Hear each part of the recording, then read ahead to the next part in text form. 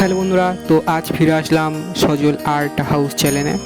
তো আজ আমি ক্লাসে এসে যেসব আগের সেরামিক্স বা টেরাকোটা প্যাটার্নে যেসব মহাদেব বা বিভিন্ন ধরনের মূর্তি বানিয়েছিলাম, তো সেগুলো ফায়ারিং করা হয়ে গেছে।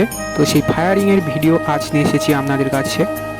হয়ে যাওয়ার পরে সেই টেরাকোটাগুলো কেমন দেখতে হয়েছে আজ নিয়ে এসেছি আপনাদের কাছে। তো এই হচ্ছে প্রথম টেরাকোটা। এটা পুরো সম্পূর্ণ ফাঁপা, তো হাত আঙুল পা থেকে শুরু করে মাথা পর্যন্ত পুরোই ফাঁপা। তো এগুলোই আজ নিয়ে এসেছি আপনাদের কাছে। তো এই হচ্ছে পুরো মূর্তিগুলো। তো ধীরে ধীরে আপনাদের সমস্ত মূর্তিগুলো দেখাবো। তো আপনারা দেখুন, এগুলো সবাই এক একটি করে বানিয়েছে, তো আমিও বানিয়েছি। তো এই হচ্ছে সেই মূর্তিগুলো। তো টেরাকোটা প্যাটার্নের যেসব মূর্তিগুলো হয় সেগুলো ওই পুরো ফাঁপা এবং খুবই হালকা হয়। তো এগুলো কয়েলিং এবং স্ল্যাব যে কোনো কিছুর সাহায্যে করা যায় সুন্দর করে। তো এগুলো করতে খুবই ধৈর্য এবং অনেক সময় ধরে করতে হয়।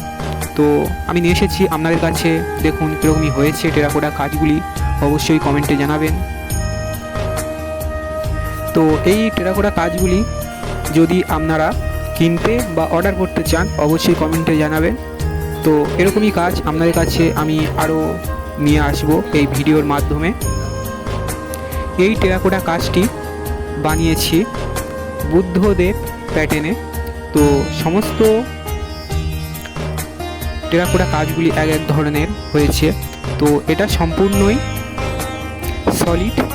তো এর ভেতর থেকে মাটি বার করা হয়নি বা টেরাকোটা প্যাটার্নে বানানো হয়নি, এটা স্কাল্পচার প্যাটার্নে বানানো হয়েছে।